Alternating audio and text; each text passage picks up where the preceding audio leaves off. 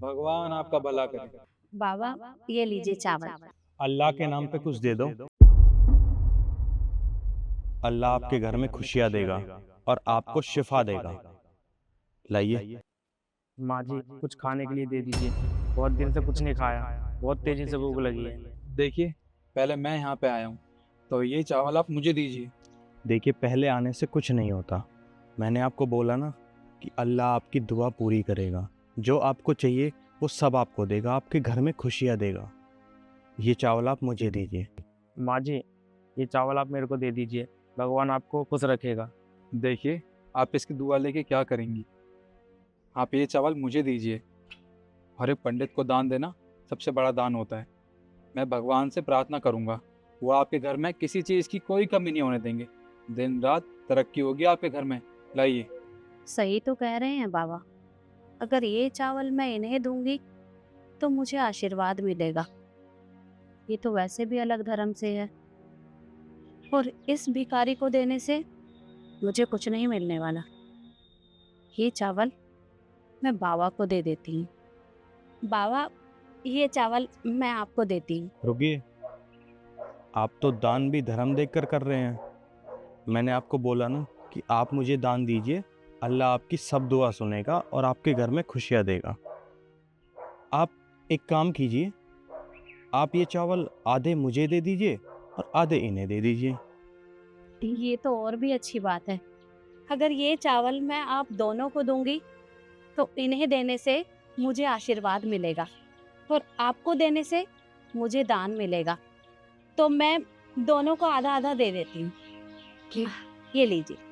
माँ जी, आधा तो मुझे भी दे दीजिए, भगवान आपको खुश रखेगा। तुझ भिखारी को देने से मुझे कुछ नहीं मिलने वाला, और तुझे देने से मेरा क्या फायदा। एक काम कर, कहीं और जाकर मांग, जा यहाँ से। ये लीजिए बाबा।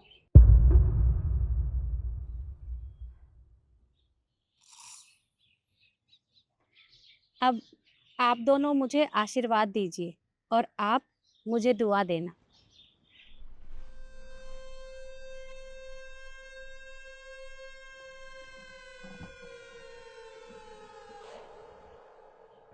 ये क्या किया आप दोनों ने?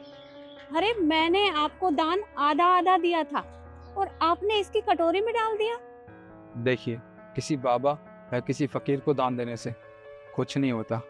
असली दान वो होता है जो किसी गरीब का पेट भरे। देखिए आप इनको, इन्होंने 2-3 दिन से कुछ भी नहीं खाया होगा। आपको पहला दान इनको देना चाहिए था। अरे हमारा क्या है, हम तो भिक्षा मांगने आए हैं। यहाँ नहीं तो किसी और घर चले जाएंगे, वो हमें कुछ ना कुछ खाने के लिए दे देंगे। पर इनको इनको कौन खाने के लिए देगा।